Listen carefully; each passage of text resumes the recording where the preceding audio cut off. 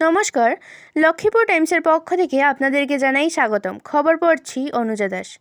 2026 বিধানসভা নির্বাচনের ভারতীয় জাতীয় কংগ্রেস দলের প্রথম প্রার্থী তালিকায় 114 লক্ষ্মীপুর বিধানসভা আসনে ভারতীয় জাতীয় কংগ্রেস দলের মনোনীত প্রার্থী এম শান্তিকুমার সিংহ। এবার লক্ষ্মীপুর বিধানসভায় ভারতীয় জাতীয় কংগ্রেস দলের হয়ে নির্বাচনে অবতীর্ণ হওয়ার জন্য মোট 5 জন দলীয় কর্মীরা প্রার্থিত্ব চেয়েছিলেন। এর মধ্যে আসাম প্রদেশ কংগ্রেস কমিটি 114 লক্ষ্মীপুর বিধানসভায় এম শান্তিকুমার সিংহকে দলীয় টিকিট প্রদান করেন।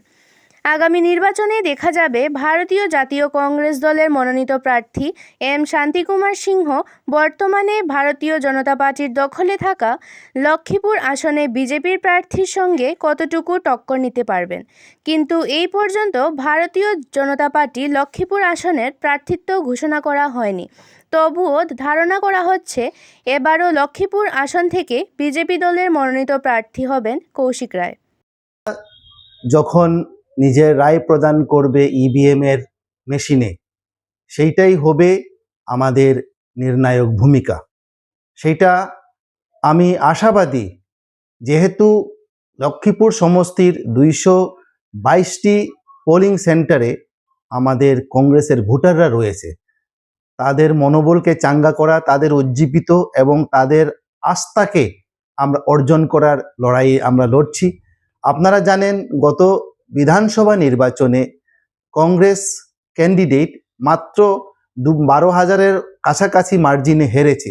সেই মার্জিন আমরা বুথ লেভেলে কাজ করে এই 12,000-এর উপরে আমরা আবারও যেগুলা ভোটার আছে কংগ্রেসের পক্ষে আমরা আনার চেষ্টা চালাচ্ছি।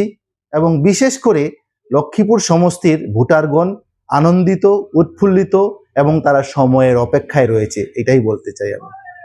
সময়ই সেটার জবাব দেবে এবং এখানে প্রার্থী যেই হোক না কেন, লড়াই কংগ্রেস এবং বিজেপির লড়াই হবে। এবং কংগ্রেসের সিম্বলে যিনি লড়বেন বা যিনি লড়ছেন, এবং আমাদের গণদেবতা যেহেতু আমাদের সঙ্গে রয়েছে, কংগ্রেসের প্রার্থী হিসাবে আমি আশাবাদী। আমাদের বিজয় সময়ের অপেক্ষা। না, সেইভাবে আমি কোনো খবর আমার কাছে আসেনি দলীয়ভাবে।